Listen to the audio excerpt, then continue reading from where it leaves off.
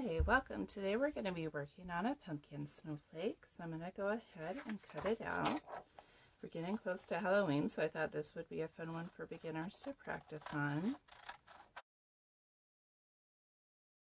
Okay, so we're going to go ahead and get ready to fold the pattern. So with the box folding template, what we need to do is turn it down so pattern side is facing down, so don't cover it up as we're folding. But we're just going to go ahead and make sure that we're going to be matching these two corners as we fold first. Put that pattern side down and then fold along line one. And then we're going to match these two small points. And that will help us as we fold along line two.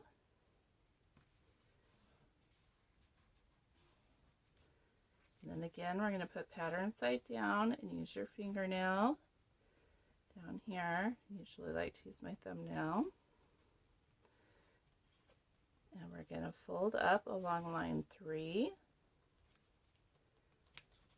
Just make sure you're getting a good point.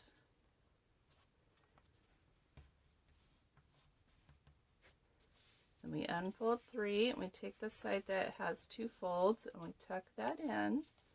Hold those ears together, and we use our fingernail down here. I forgot to crease. I'm fighting a little bit. The 20-pound copy paper is the thickest paper that I would use for snowflakes typically, and you'll want something closer to newspaper weight is the ideal weight for snowflakes. That can hold its own, but also is easy to fold and cut through all 12 layers of paper. You got to keep in mind that it's 12 layers they're going to be cutting through. Okay, and then I'm going to refold three, and as I refold three, I need to make sure that I'm getting that fold there nicely.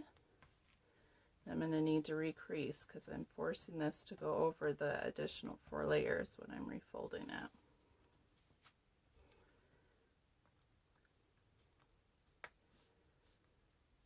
Okay, let me double check that. You can see I'm off just a little bit. I'll try one more time.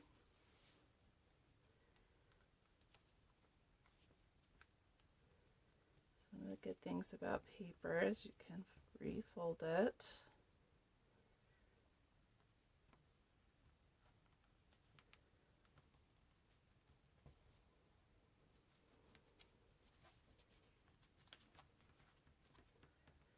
We're a little closer today. This time here. You can see the most important side for me to be on is this side. Okay, and then you can see on our pattern we actually have an access cut today. As we get into our more advanced skills, we will try to get to those interior cuts without having access cuts from the outside. But we will be using an access cut, which is just, we're just going to try to do a thin little cut that hopefully you won't be able to see afterwards to get to the eye. But I am going to go ahead and cut out the nose first.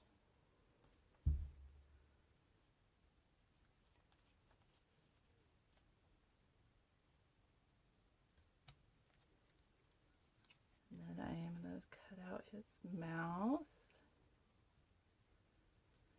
Remember to pause at the points, turn the paper.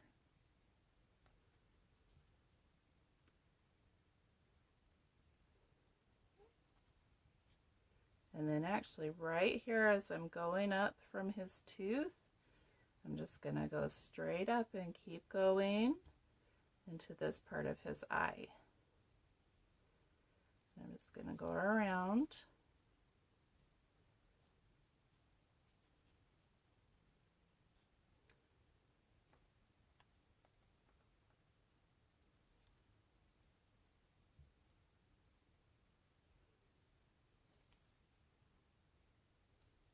Pause at that point,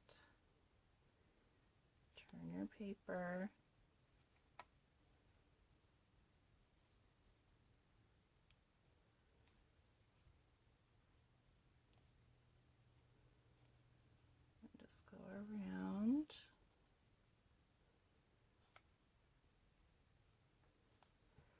It's a little tricky for me when I'm on camera to see, so if you need to take a minute here and regroup.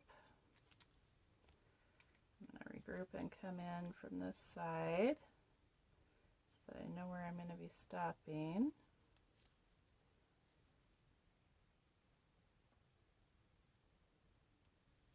Turn the paper.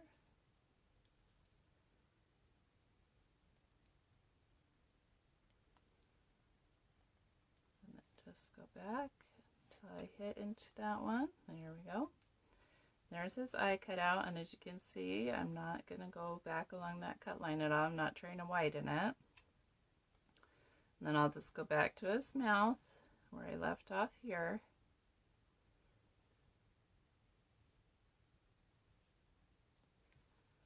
And then I'm actually just going to cut in from here. 20-pound copy paper is a little harder just because it is thicker paper.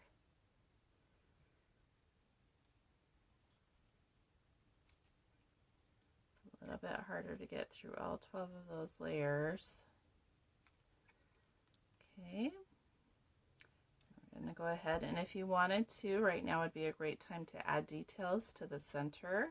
I'm going to go ahead and just leave this one plain just so you can see what it looks like plain.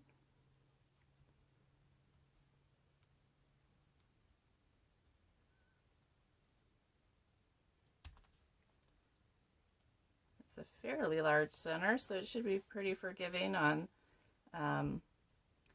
not telling on me too much if I made mistakes while I was folding. And let's just work on the stem and outside here. I think I'm actually going to come in from this side. I think that will be easier.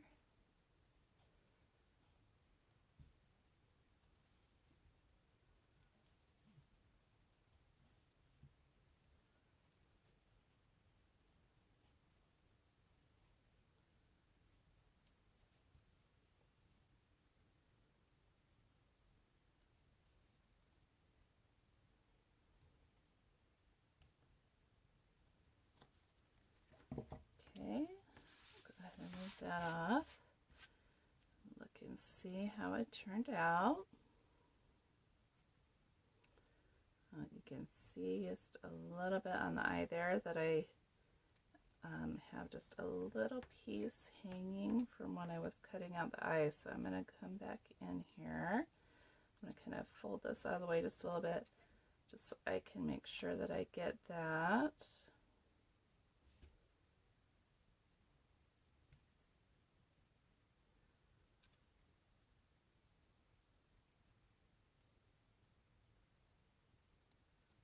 A little teeny piece that, to make sure we get it on all the layers here. There we go. Let's unfold that again. Okay, we'll unfold the center first, which is what we normally do.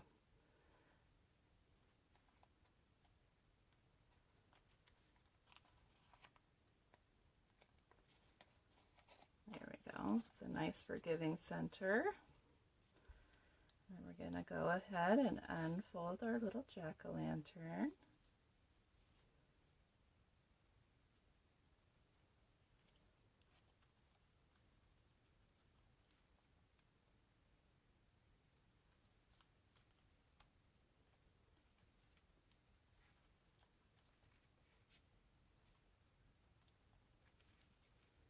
There we go. Now I'll go ahead and I'll show you how to use, let's see, this guy over here. I'll show you how to use this pattern. And the little number at the bottom just tells you what size of paper you're going to want to use. I like to use this wrapping paper. I get at Dollar Tree. It does not have like any extra coating on it, so it's fairly thin. And then I just use the squares, and since it's 8.5, I just count 9 squares over. 9, and then I just go ahead and cut it all the way across.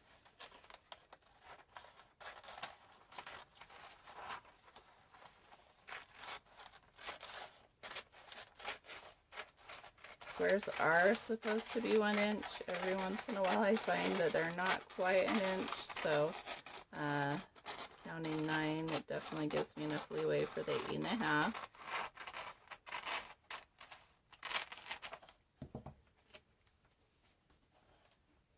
And then I don't worry about counting over 9 the other way. I just go ahead and I line up the short side with the long side, just like we do with any piece of paper.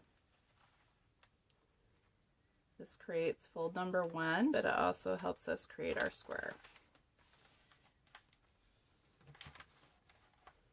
Just make sure we get a good crease there. Make sure our pattern's out of the way so we don't cut through it.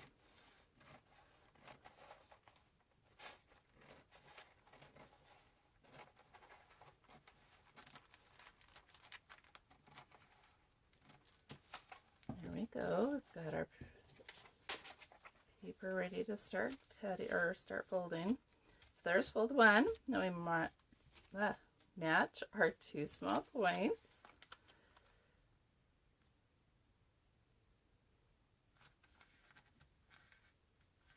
And make fold number 2.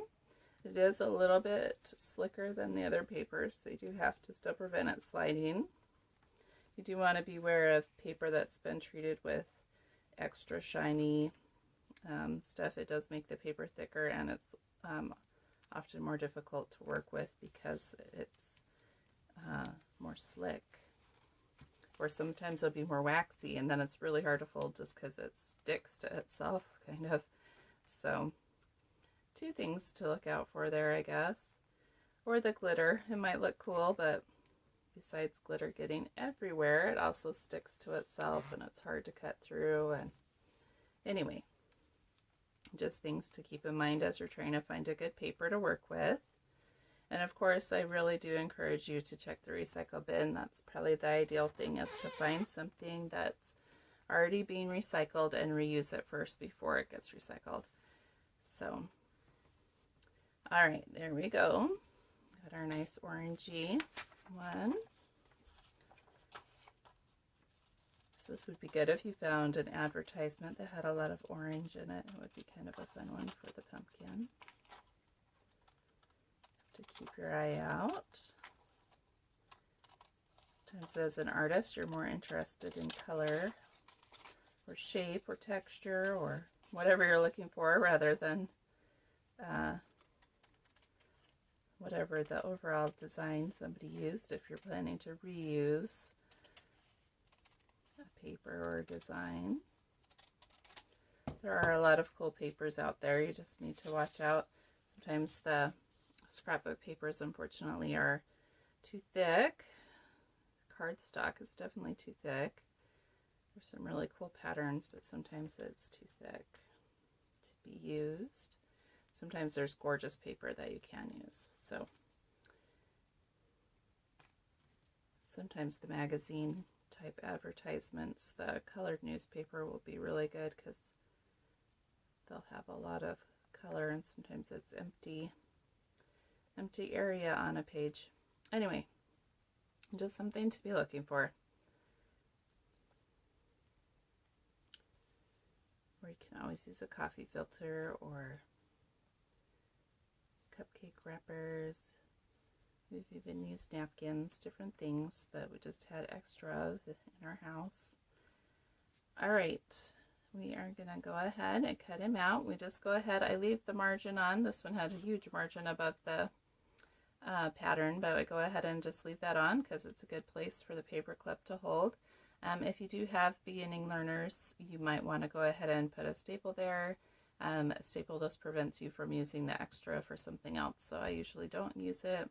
And also, paper clips are usable, so I like to reuse things. So we're going to go ahead and we'll cut this out.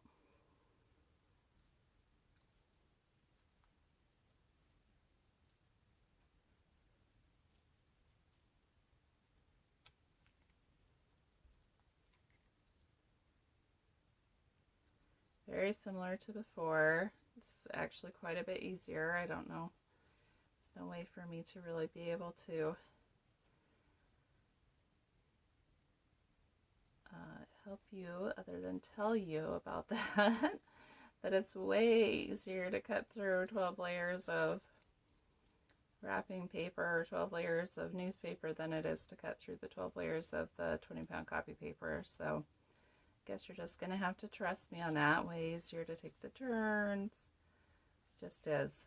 So if you're getting frustrated with the 20-pound copy paper, please don't give up yet. Just you can keep trying. This time I'm actually going to come in from this side just because I had a hard time with the curve, completing the curve the other way on camera last time. So oh no, that could have just been the copy paper, but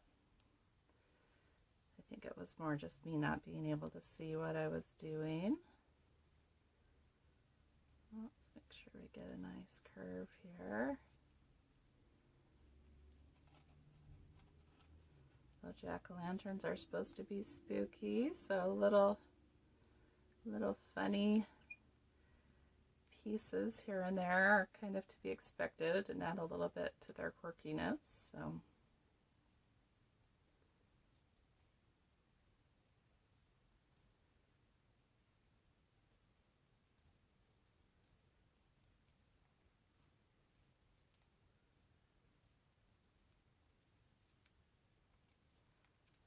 okay, I think we will go ahead and add a few freehand details.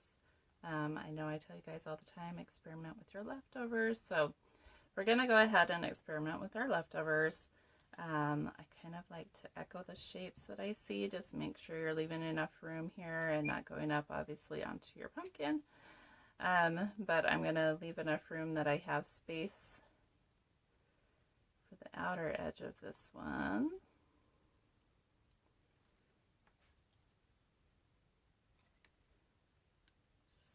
Echo some of these shapes that I'm seeing here.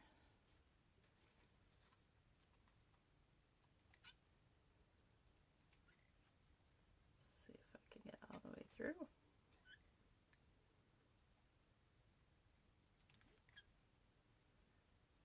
I think I'm going to actually... how do I want to do this one? Actually make him really simple, and I'll just change it up a little bit here. So I'm just gonna go, oops, apologize, try to keep it on camera the whole time, so you know I'm not switching out on you and getting a new one. Promise I'm doing the same one the whole time. So we're going to go ahead all the way up to this line just because they're going to keep this one. All right, and then I will cut off this bottom piece.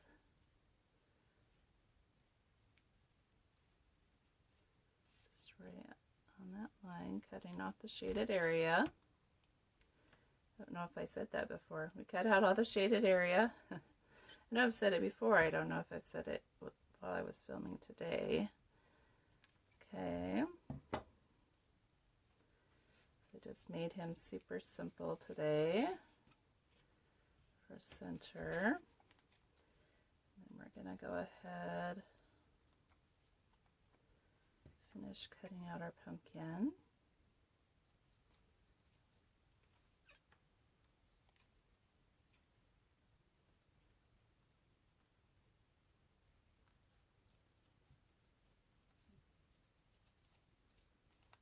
Sometimes you have enough left over, you can even do an outer 2-in-1, which, you know, would make it a 3-in-1, or can make it a 3-in-1. Sometimes you can do 4 or 5-in-1, just depends on what you want to do, what pattern you're doing, and how intricate of details, or sometimes not. Sometimes it's a super simple pattern, but you're just, the way it goes, you end up with lots of in-ones. So they're just kind of fun to experiment with. Sometimes that's your goal, is to do a lot of in-ones. Sometimes they just happen. So it would be possible, just because, I will show you real fast, just because I do have a little bit of space up here, I could use this little area for an in-one and have a little frame. I'm not going to do that today, at least not on camera. I don't want the video to get too long. We'll go ahead and open up these centers really quickly here. So I guess technically it is a 3-in-1 if you count this teeny tiny center. So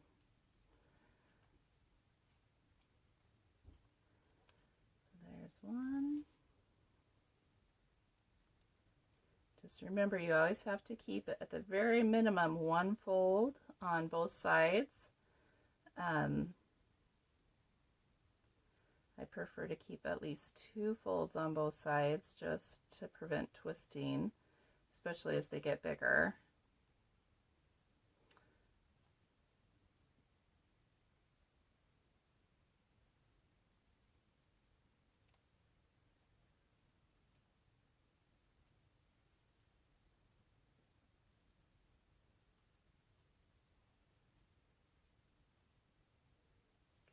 There's our other freehand, our 2-in-1, and then we'll go ahead and open our main one here. And you can see once they do lay flat that you can't really see that excess cut.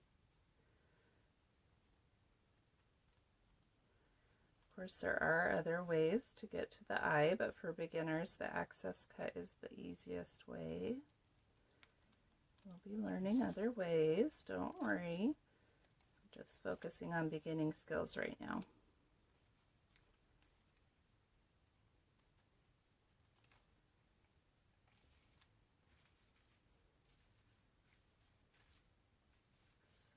So there we go.